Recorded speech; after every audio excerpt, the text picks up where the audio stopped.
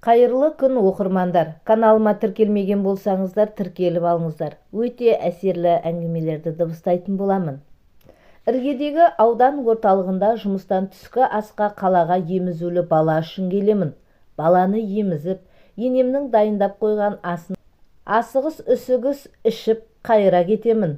Осындай бір күні түсте үйден жұмысқа баруға сыртқа енді шыға берсем, есік алдында бір жас келіншек пе, қыз ба біреу тұр екен. Бірден көзбен шолып өттім. Көрікті емес, шомбал қара қыз. Маңдайында кекілі бар. Қысқа шашын желкесіне резинкемен байлай салған.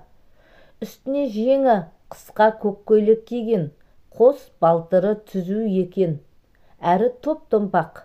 Бірақ қысқа, аяғында өкшесі жоқ қара туфли. Оны шаң басыпты. Менен бойы аласалау, ал денесі тығыршықтай. Осы үй Ақжайық көшесі 27-ші үй емес пе деп сұрады менен. Үй қақпасының жоғары жағында нөмір ілулі тұратын. Өткенде осы қақпа көгілдір түспен сырланып, сандық көрсеткіш көрінбей қалыпты. Оны өзім де жаңа көрдім. Иә, дәл өзі. Мұқадес үйде болса шақырып жібересіз бе? Мұқадес дегені менің күйеуім. Шақырар едім, бірақ үйде ол жоқ еді. Қарағанды жақ командировкаға кеткен.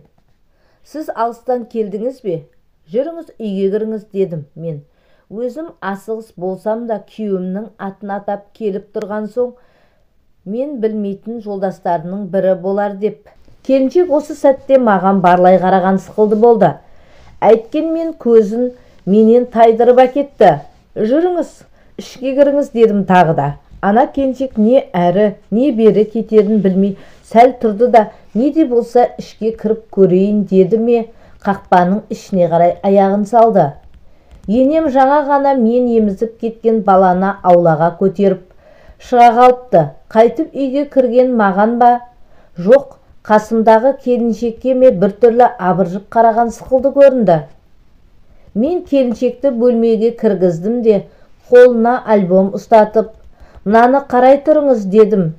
Әлі суымаған самаурынды қайтадан далаға алып шығып, қайтадан су толтырып тездетіп от жақтым. Енем қасыма тақау келіп: немене, жұмысыңа бармайтын болдың ба деді. Қасындағы кім деген сұрақ қоймады. Мына келіншек Махадесті сұрап келіп тұр. Жұмысы бар шығар. Сырттан қайтаруға ұялдым. Шай ішіп кет дедім. Жұмысқа енді кешігіп барамын ғой. Бір нәрсе деп дәлел айтармын дедім. Көңілімде еш нәрсе жоқ. Енемнің түрі тіпті қолқыл тартып кетті.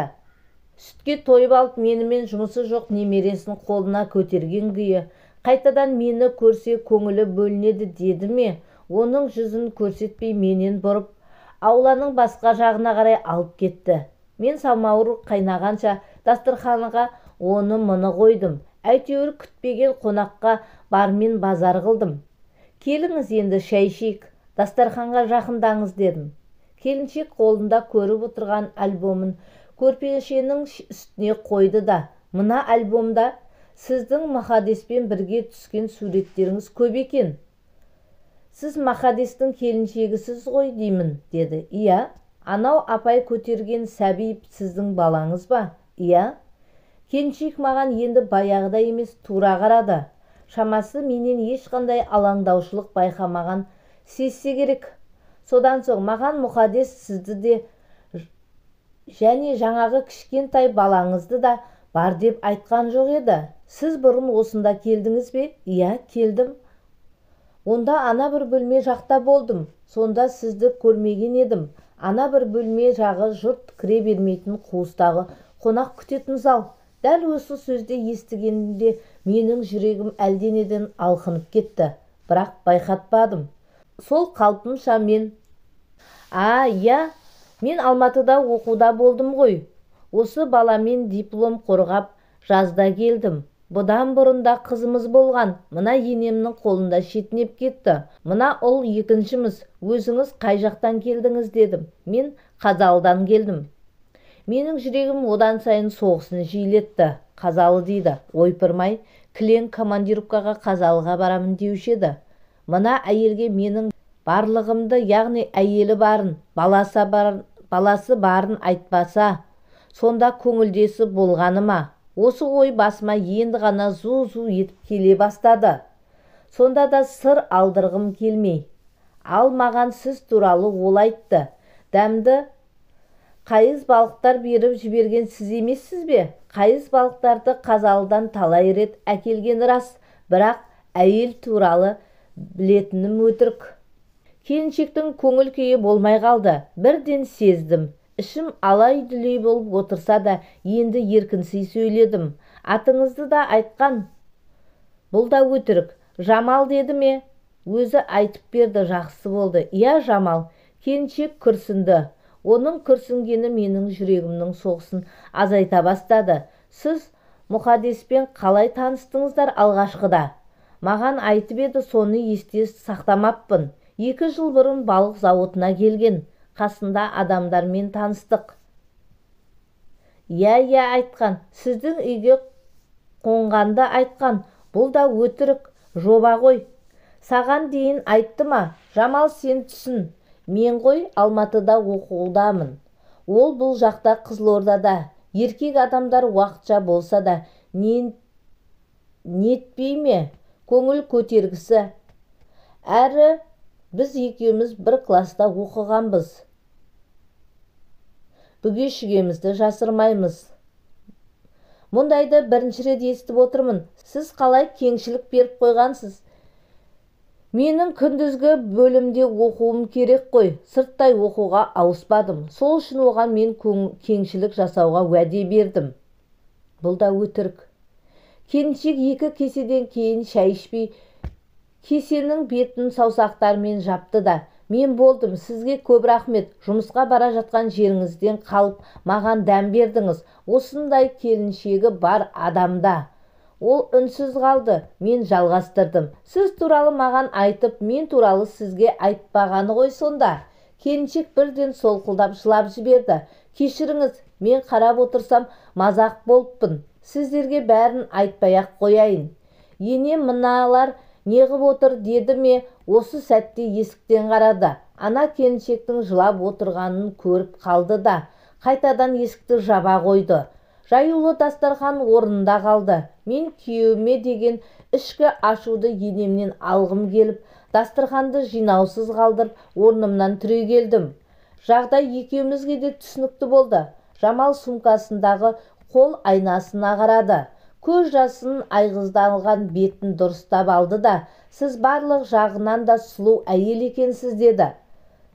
Мен мына келіншекті қатты аяп кеттім. Үміті алданды.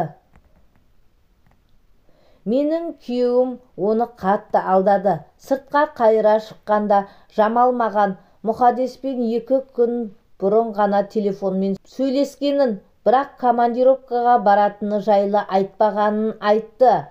Мен басқа нәрсені қазбаламадым.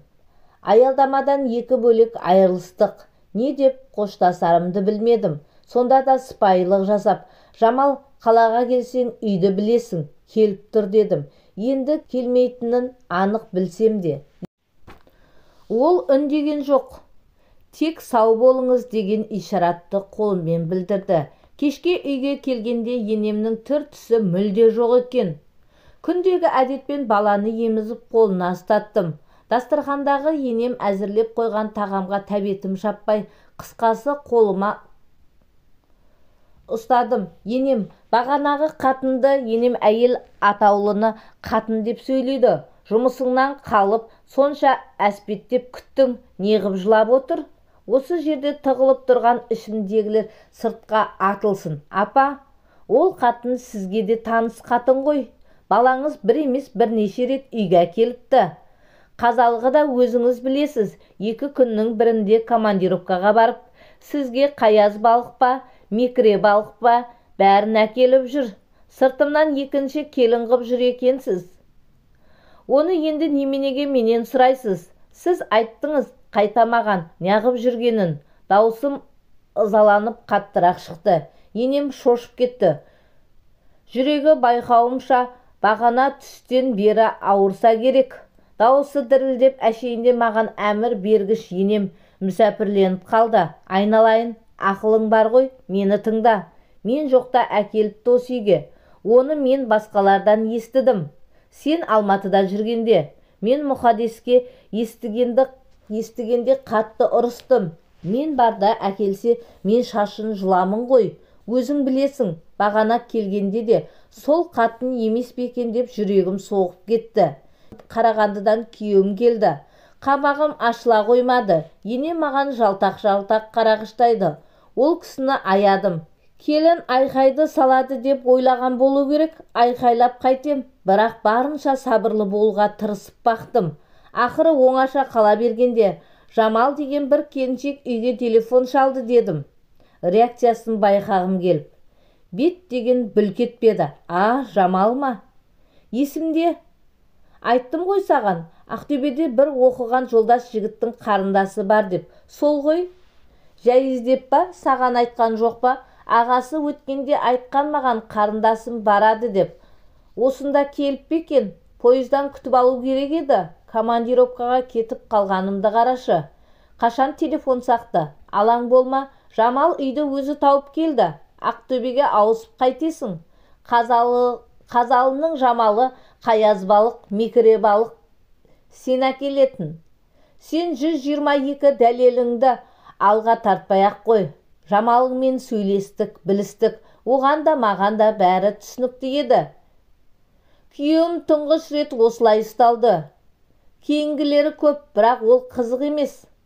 Қызығы сол әр ұсталған сайын ақталып, қойшы енді болды. Біреулері құсап басқа жаққа кетіп қалған жоқпын ғой. Алдыңда тұрмын.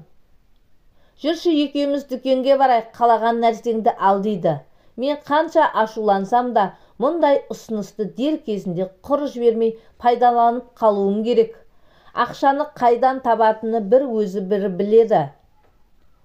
Негізі ол менен жасырып, әр кезде қор жинайды. Осы қор ғой көңілдестеріне бұйыратын. Айтқанына көніп ең қымбат дүкенге, сауда орталықтарына барамын да, алғым келген нәрсенің бәрін ақшаны аямай аламын. Қасыма еріп жүріп қымбат деп қабақ шытпайды.